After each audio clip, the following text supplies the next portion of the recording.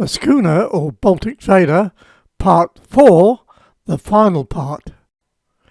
At the end of Part 3, you saw the shrouds, and there they are, all on the boat, and now we must get on with the next step. And then, of course, I've got to put all the bits on and fit them down.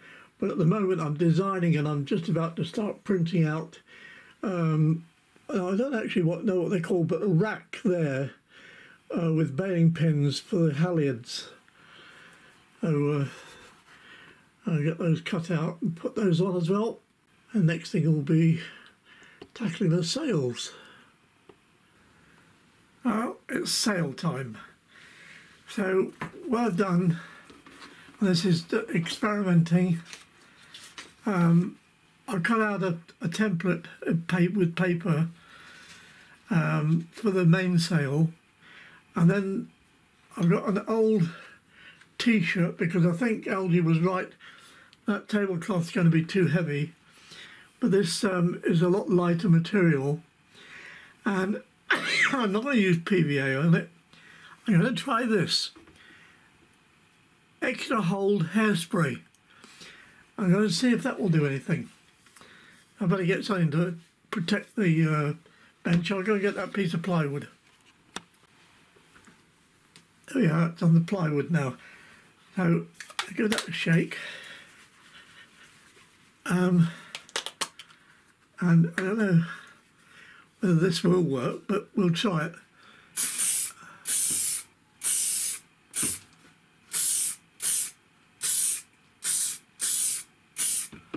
I'll try the other side as well.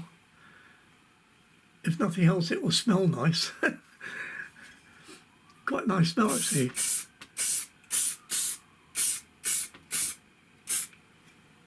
Now,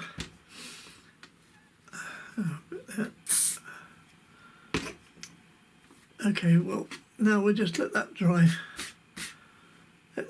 out and go hard. And see what that's like. I might have to hang it up. Yeah, hang it up there now. And I don't know how long it will take to dry out. We'll wait and see if I can find a bit of patience. Put that in my head. All right, now if this was to be a display model, built by a professional model maker, there would be a series of rings attached to the sail and slipped over the mast. That's one way that it would have been done, but that's beyond my ability to make those rings, so I'm going to sew it on with a brown cotton. And to give it the strength on the sail, it's on the material, I've glued a piece of twine up the leading edge of the sail. So I'm going to start sewing. That will be fun. Okay. Well, I'm going to start by sewing the top onto this boom at the top. Make up my mind which way around to go. Sorry if my hand's in the way there, but when you're trying to video yourself doing something, it's not always easy.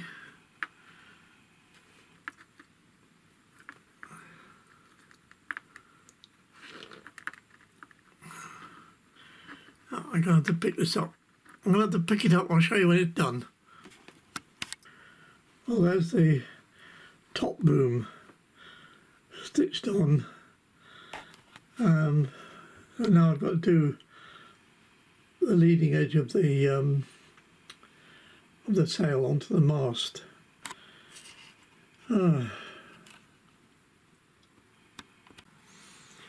Oh, there she is. Staysail's ready to go up, and I'm not all that happy with the sails, but they'll have to do, unfortunately. So when a long time ago, 54 years ago in fact, I made that little boat there, the Santa Maria, and the sails there are parchment, and so I think I'll have another go using all the knowledge that I've learned from building this one and the tips that I've been given, and this time I'll use a parchment for the sails or something, or it will be paper anyway.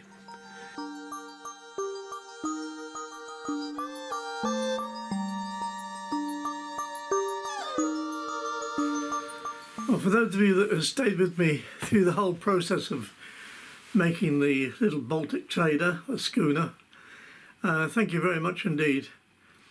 And it's been some of the very nice comments that I've had that have actually kept me going. I think I'd have given up otherwise. But there's going to be a slight delay now before I get any more of the layout videos up, because I need a break, get away in Gwendolyn, the motorhome, for a while. I haven't decided where I'm going to go at the moment, no idea at all. But Mandy, my wife, she's up in Scotland on the island of Arran. And she's seems to be enjoying it up there. But for me to get there, it's about a 9-hour drive altogether, and I don't have the energy or the inclination at the moment. But anyway, I will be back, but the next video will probably be out and about in Gwendolyn. So for those of you that like motorhome trips, I hope you'll come along. For this time, thanks very much indeed for watching. BFN, and bye for now.